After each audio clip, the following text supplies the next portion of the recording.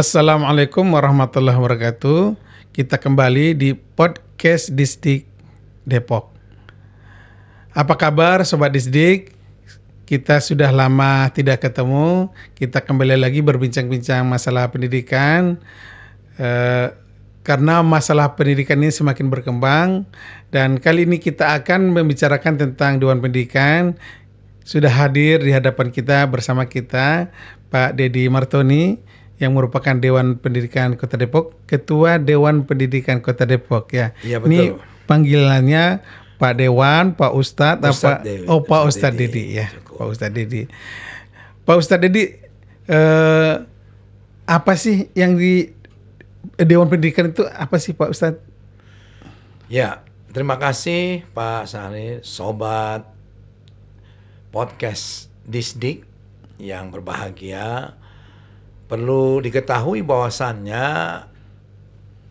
Dewan Pendidikan itu sama dengan komite sekolah yang tugasnya juga mirip, yang menjadi mitra sekolah. Nah, kalau di tingkat kota atau kabupaten itu Dewan Pendidikan bermitra dengan wali kota, CQ Disdik gitu. Jadi menurut PP 17 pasar 195 mereka, ya kita semua Dewan Pendidikan terdiri dari 11 orang, terdiri dari 3 unsur. Yang pertama sebagai praktisi pendidikan, yang kedua profesional yang berbagai profesi, ada pengusaha, ada profesi-profesi yang lain, dan yang ketiga adalah yang terkait dengan tokoh masyarakat. Nah, itu 3 unsur itu. Jadi boleh dari 11 orang itu. Dan itu diseleksi oleh panitia seleksi setiap 5 tahun sekali. Kemudian yang lulus seleksi dilantik oleh Bapak Wali Kota. Dan jabatannya kalau kami dari 2021 sampai 2026. Begitu. Peran dan fungsinya apa itu Pak Ustadz? Peran yang pertama atau tugas kita itu menampung aspirasi masyarakat, terutama masyarakat pendidikan. Kemudian setelah menampung, menganalisis. Lalu setelah menganalisis, dibuatlah satu rumusan, kemudian disampaikan kepada Bapak Wali Kota, CQ Disdik gitu. Jadi kita menampung, kemudian menganalisis, merekomendasi, lalu disampaikan kepada Wali Kota, CQ Disdik Kota Depok. Nah, itu. Itu masalah apa saja tuh Pak Ustadz yang... Ya, yang pertama seputar pendidikan yang hasil kunjungan kami ke beberapa sekolah atau forum yang diadakan bersama dengan Disdik di lantai 10 atau kita kunjungan langsung, itu ditemukan bahwasannya ya memberikan masukan lah kalau bahasa positifnya tentang kualitas ya mereka komite itu diminta bantuan oleh sekolah-sekolah yang mereka mendampingi, baik negeri maupun swasta. Nah, ini masalah komunikasi saja sebetulnya. Ya, mereka sih udah dianggarkan oleh negara, pusat bahkan, untuk anggaran komite. Misalnya dari BOS. Itu boleh mengadakan kegiatan yang menunjang pendidikan anak-anak mereka yang ada di sekolah. Dan sifatnya memang sukarela, membantu. Makanya disebutkan dalam PP 17 itu ya bahwasan 2010 itu harus mandiri sebetulnya, profesional mandiri. Kalau misalnya dia di bawah wali kota atau di bawah sekolah, dia tidak mandiri gitu. Seharusnya memang yang diangkat adalah orang yang berjiwa sukarelawan, mau bekerja dan sifatnya membantu. Nah, kita mitra sebetulnya sebagaimana yang lainnya. Nah, itu tupoksinya. Apa hubungan antara Dewan Pendidikan dengan komite sekolah? Hubungannya ya hierarkis. Hierarkisnya itu bukan perintah, tapi sama-sama bertugas membantu di levelnya masing-masing. Nah, tetapi banyak juga di kita dapati itu, saya datang di satu sekolah itu Dewan Pendidikan difahami oleh mereka sebagian itu sebagai anggota dewan, anggota DPRD Kota Depok yang punya anggaran. Nah, sehingga kami ditunjuk, ini Pak udah mau rubuh, kelasnya seperti ini, tolong diganti. Ya, saya jelaskan fungsi kami cuma menampung. Kemudian aspirasi Bapak nanti kami rumuskan menjadi rekomendasi, bukan kami menyelesaikan. Yang kami tidak tahu, ya kami konsultasi dengan Bapak Wali Kota atau melalui Disdik sebagai dinas operasional yang memang tugasnya mengembangkan itu. Ya, memang kalau di Kota Depok saya rumuskan bersama-sama dengan teman-teman Dewan Pendidikan itu, yang pertama mendengar aspirasi, kemudian menganalisis dan merumuskan. Itu tugas yang pokoknya. Yang kedua adalah meningkatkan mutu. Ya, kemudian yang ketiga membantu pelaksanaan dari pendidikan agar berjalan lancar. Nah, itu yang berikutnya ya sebagai penjelasan atau inspirasi untuk pendidikan di kota yang kita cintai ini agar lebih maju dari kota-kota yang lain, kayak gitu. Ini ada kegiatan workshop antara Dewan Pendidikan dengan komite sekolah. Itu maksud apa maksud dan tujuannya, Pak? Ya, workshop ini difasilitasi oleh Dinas Pendidikan. Sebagian besar SD negeri dan SD swasta yang di bawah Disdik diundang. Apa tujuannya? Yang pertama, mereka tentu ingin sebagai orang tua, komite kan rata-rata orang tua wali murid yang anaknya di situ. Betul. Nah, kita memberikan pencerahan melalui materi parenting, yaitu peran orang tua, sekolah, dan komite sekolah, guru, itu sama-sama mendidik anak-anaknya, terutama anak-anak mereka yang ada di sekolah. Ya, kalau disebutnya generasi Z. Kalau yang di bawah usia 10 tahun itu gen alfa. Nah, itu yang tadi yang kita sampaikan, bagaimana kita bersikap, bagaimana kita bisa menumbuh kembangkan kepribadian anak sesuai dengan zamannya. Nah, kira-kira begitu. Jadi tujuannya mendidik dengan efektif, efisien, sehingga menjadi anak berkarakter yang sesuai dengan harapan kita semua. Gitu kira-kira. Secara singkat ini bisa nggak Pak Ustadz jelaskan bagaimana sih mendidik generasi Z itu? Generasi dari generasi berbeda-beda. Makanya Sayyidina Ali karamallahu wajhah itu mengatakan, didiklah anakmu sesuai dengan zamannya yang berbeda dengan zamanmu. Jadi sekarang ya Gen Z atau Gen Net ini adalah lebih pandai di dalam mendapatkan informasi, mengelola dan memanfaatkan teknologi, terutama internet.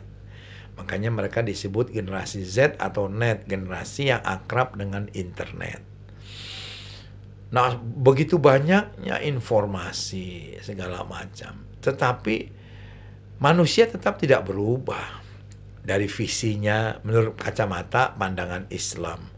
Dari visinya wabtaghi fima ataqallahu darul akhirah, carilah kebahagiaan hakiki itu di akhirat, bukan di dunia. Nah, semua generasi harus yang muslim muslimah diarahkan ke sana. Termasuk mungkin agama-agama yang lain juga demikian. Mendidik sesuai dengan visi sekolah, visi agama masing-masing, itu toleransinya. Nah, misinya apa ya? Beribadah kepada Allah. Jadi kalau misalnya disebut sukses, jadi dokter sukses. Jadi pejabat negara, presiden, wakil presiden, menteri, apakah itu disebut sukses? Iya, mungkin juga. Jadi pengusaha kaya raya sukses, mungkin juga. Jadi engineer, apa saja. Tetapi jangan lupa bahwasanya misinya ibadah. Kepada orang tua sikapnya seperti apa. Nah, itu sama. Jadi apa yang diajarkan dalam agama adalah selaras dengan perubahan-perubahan dari generasi ke generasi.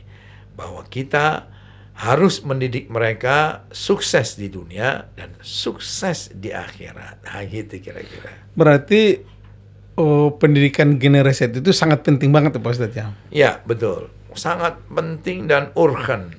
Berapa banyak salah asuh menjadi kecewa, berantakan, dan terasa sia-sia. Ya coba saja misalnya anak yang dilahirkan seorang bunda, kemudian tumbuh dengan kasih sayang, pengorbanan, menjadi generasi Z, lalu tidak sesuai dengan harapan orang tua. Mereka melawan, bahkan mereka pergi, bahkan ada yang bunuh diri karena depresi, salah mendidiknya, sehingga mereka tidak mengerti sesungguhnya apa keinginan generasi Z itu. Oleh karena itu, inilah perlunya sharing, kemudian berbagi agar mereka, para orang tua, tepat mendidik. Guru juga demikian. Jadi kolaborasinya adalah banyak dengan seluruh stakeholder, tidak bisa sendiri orang tua, tapi harus kerjasama dengan sekolah. Sekolah juga ada komitenya. Nah, ini semuanya saling mendukung pendidikan itu. Sangat penting. Jadi pertanyaannya, penting nggak? Penting banget. Ya, kalau anak tidak dididik, maka dia liar. Dia tidak terkendali. Kemudian menjadi sampah masyarakat. Troublemaker. Biang masalah. Seharusnya dia dalam, kalau kacamata Islam, khairun nas anfa'uhum linnas, sebaik-baik manusia yang bermanfaat. Ya kita misalnya, saya sudah 61, kira manfaat nggak bagi masyarakat, bagi negara kita? Pak Syahrir sebagai ketua Kasih kurikulum Disdik Depok, itu bermanfaat nggak kehadirannya? Nah, itu kan ukurannya. Nah, anak kita tuh harus ukurannya bermanfaat. Jangan sampai mereka menjadi troublemaker, jadi masalah, jadi PR besar. Nah, inilah yang diharapkan dengan mendidik generasi Z, generasi yang akan datang. Kita akan satu persatu akan meninggalkan dunia ini, yang menggantikan mereka. Nah, itulah perlunya regenerasi. Begitu. Apa hubungannya mendidik generasi Z ini dengan persiapan kita menghadapi generasi emas tahun 2045? Generasi 45 itu adalah surplus. Pada tahun 45, generasi produktif yang akan dipetik oleh Indonesia pada tahun 2045. Itu disebut generasi emas. Kalau di Jepang sudah pas, artinya sudah lewat. Nah, Indonesia akan mendulang generasi produktif, yaitu pada tahun 2045 disebut generasi emas, ya, the golden generation. Nah, apa pentingnya pendidikan, hubungannya? Ya sangat jelas, mempersiapkan mereka, karena di sini terkait dengan persaingan global. Jadi mereka harus disiapkan sesuai dengan zamannya, apa yang dibutuhkan. Makanya pertanyaannya, profesi apa tuh yang bisa mereka bercita-cita ingin memberikan sumbangsih bagi negara dan bangsanya. Misalnya, apakah pada tahun 2045 dokter masih diperlukan?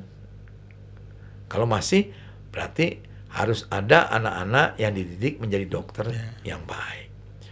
Masih perlu nggak itu banker misalnya di tahun 2040? Oh masih. Perlu nggak yang namanya politisi? Perlu apa tidak yang membuat regulasi dan seterusnya? Nah itu semuanya perlu nggak TNI untuk pertahanan negara? Perlu nggak polisi untuk keamanan negara?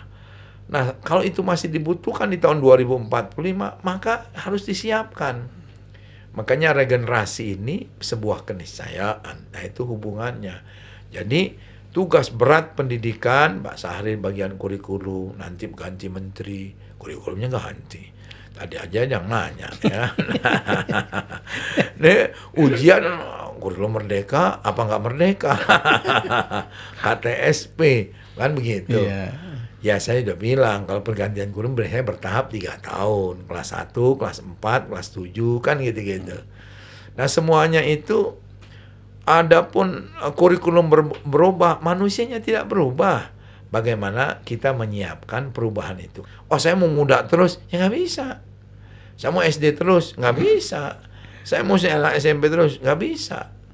Ya guru juga nanti ada yang pensiun, ada yang wafat. Ya harus disiapkan seluruh lini di sebuah kota Depok yang besar ini ya untuk menghadapi generasi 45. Oh katanya kebayangan negara 2045 gimana ya? Itu nggak usah lah. Kita paling berpikir think big boleh, berpikir besar. Tapi start small, dimulai dari diri kita. Yang bagus memang dari keluarga. Nah, masyarakat itu adalah terdiri dari keluarga-keluarga. Kalau keluarganya baik, ini kumpulan keluarga jadi masyarakat. Di tingkat RT, RW, kemudian di tingkat kelurahan, kecamatan, kemudian kota. Nah ini kan bagus. Kalau ini bermasalah, fondasinya semua bermasalah. Gitu. Nah itulah kaitannya dengan pendidikan. Baik. Ya, pesan saya sebaiknya bagi seluruh masyarakat, keluarga, terutama keluarga di Depok, harus mendidik putra-putri mereka sesuai dengan zamannya dan kebahagiaan di dunia dan di akhirat. Terus belajar. Sebagai orang tua tidak boleh berhenti. Peran ayah jelas, peran ibu jelas, peran guru jelas, peran pemerintah Kota Depok khususnya Disdik juga ada tugas pokok dan fungsinya. Nah masing-masing itu berperan sesuai dengan amanahnya. Itulah saya pikir bisa menghantarkan rakyat Indonesia khususnya Kota Depok menjadi kota kebanggaan yang SDM-nya well educated, well informed dan sejahtera. Itulah kira-kira pesan saya. Jangan berhenti belajar menjadi orang tua. Saya sudah 61 tahun terus belajar tentang fungsi saya. Sekarang udah sebagai kakek, bagaimana menghadapi cucu yang gen alfa. Saya harus belajar juga. Jadi tidak berhenti belajar sehingga anak-anak kita, cucu kita persiapkan menjadi orang yang bermanfaat. Kira-kira begitu Pak Sahrir. Terima kasih. Sobat Disdik, perbincangan kita cukup menarik ya hari ini. Mudah-mudahan nih banyak manfaat yang kita ambil. Terima kasih nih Pak Ustadz ini sudah hadir di sama-sama Pak Sahrir. Mudah-mudahan bisa ketemu lagi di waktu yang lain ya. Membincangkan masalah yang lain ya. Baik. Sobat Disdik, demikian perbincangan kita dengan Ustadz Didi Martoni. Banyak hal yang kita ambil. Mudah-mudahan hal yang kita pelajari hari ini itu menyiapkan generasi Z menghadapi generasi emas tahun 2045 itu bisa kita siapkan sehingga muncul generasi-generasi yang tangguh yang siap menghadapi tantangan zaman. Masya Allah. Sampai jumpa di waktu yang lain. Wassalamualaikum warahmatullahi wabarakatuh.